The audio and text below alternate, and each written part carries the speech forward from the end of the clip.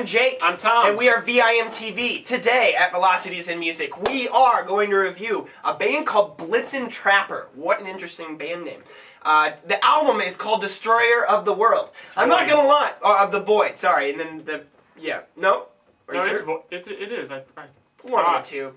Their first song is called Destroyer of the Void. I might have just been thinking extreme metal because that's what the title of the album and the band name sound like. And I was... It's so true. I was about ready to just... I was literally prepared to have to really... I have to prepare myself to really get in a metal mood to listen to and review a metal band. This is so not metal. Oh man, when you hit play on that first track, I bet you... It's like these beautiful, church harmonies, and it's like, huh? This is the furthest thing from metal. Now, there's a lot of prog, there's a ton, first of all, there's a ton of different styles on this thing.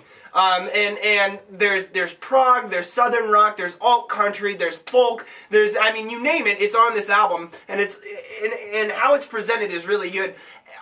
But it kind of distracts from an overall message, I think, at times. Mm-hmm. But really, I mean, if you're going to compare this, you're going to look at bands like, I feel like the vocalist sounds a lot like Dr. Dog, Wilco, huge, Plants and Animals, Fleet Foxes, but really, what they do so well, to me anyways, is draw on their influences.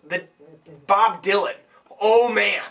The Beatles. These guys rock out like the Beatles rocked out with just a distorted guitar line, some keys and organ, and then some filled drums. That's it. And really kind of stripped down rock outs that you just learn to love. But there's Bowie on here, Neil Young, Crosby, Stills and Nash, Beck even. I mean, everything is just drawing influences.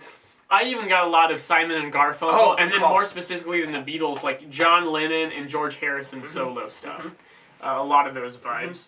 What'd you think? I liked it. I mean, these are good songs. This one is really hard to critique for me because I listen to the songs and I don't think there's any terrible songs. I think some are clearly stronger than others. I say that a lot. Well, this is another classic case of that. But really, while the songs are good, by the end of it, I feel like there's just something missing. I feel like they haven't taken it a step beyond where they're at. It's playing it kind of safe, which is weird to say because really this album is kind of all over the place. One thing that really impressed me even is the drums, actually. Some great drumming, especially that first track. Right. And yet, it just feels like there's some energy missing there. Just something that to knock you off your feet because I feel like these guys have created some really good songs, really good tracks. I listen to each track, like I said, so good. And I'm just babbling now, and it's because I am totally guilty that I can't put my finger on what is missing from this album, but just something does not grab me. Well, I'll tell you what. I kind of know what you're saying, because it does feel like something's missing from this to really make this just be completely just mind-blowing. Yeah. And maybe that's because I think his name's Matthew, and he's from New York, I think. But I don't remember correctly. I have no idea.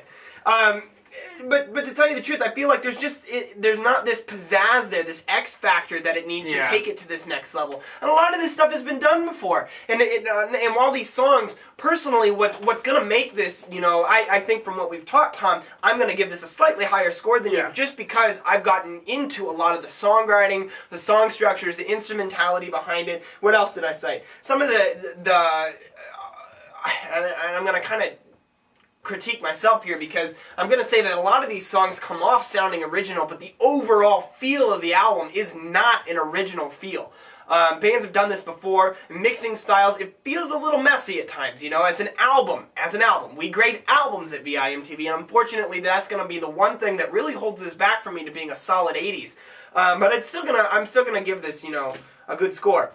I felt like some of these songs, I picked 5, there's 12, that's insane. A lot of these songs are very, very, very tight and well written, and that's something that I really appreciate, is when you can do that, and do it with a variety of different styles. And I really appreciate that Blitzen Trapper is able to accomplish that, while still citing all their references, and not completely and blatantly, taking on their name like they're copying, and it's kind of like what field music did. They have so many. Yeah, that's very good. A good comparison. There's just so many references here that they're citing. Plus all the bands that they sound like that are out there right now in the indie kind of country folk music world that's out there. Because this is a big scene right now, and Blitzen Trapper's kind of pushing the envelope on that scene. However, it's all been done in the 70s, you know? This is what happened. Now, one thing I want to mention, this is my first experience with Blitzen Trapper. Yeah, me One too. great thing about VIMTV, it's getting us into a lot of different things we haven't listened to. And in that context, I've heard a lot of Blitzen Trapper fans say that their albums jump genre to genre all the time, and now this doesn't even sound a lot like their older stuff. I would love to hear you Blitzen Trappers fans' thoughts on that. Where should I go from here? How does this compare to their other albums? Because all I can really compare this to is the other things that I've heard that kind of sound like it. And you folks out there, and especially Blitzen Trapper fans, know Velocities in Music, we take requests. Out of every 10 episodes we do 10 episodes every 2 weeks. 2 of those albums are requests, every set. So that's 1 request a week that we do. Please request an album, and we will totally review it. I mean, it might take us a while, but we will. Going back to Destroyer of the Void, I'm going to just name my tracks. I loved track 2, Laughing Lover. I think it's a totally tight track. Then they switch it up and do this indie folk, really pretty guitar part in Below the Hurricane in track 3. Track 6, Heaven and Earth, this beautiful piano, almost Elton John-esque ballad. Track 7, Dragon's Song. And then track 11, The Tailor. All these songs are of such a high quality, I feel like I just can't ignore them. I'm gonna pick 4. I'm gonna go with track 4, The Man Who Would Speak True. Track 5, Love and Hate. Track 6, Heaven and Earth. And track 9, Evening Star. What are you giving it? I'm gonna give it a 72. 72. This is good. This is enjoyable. Good songwriting. Missing something big though. And I agree with you. And just because I seem to like the song so much, I'm gonna go 78 on this. Okay. And I feel like that's a fair assessment of this. But let us know what you think. But I think that wraps up Blitzen Trapper in their 2010 release. So tell us what you think, and we'd love to talk to you about it. I'm Jake. I'm Tom. We are VIMTV, Velocities in Music, moving music critique forward.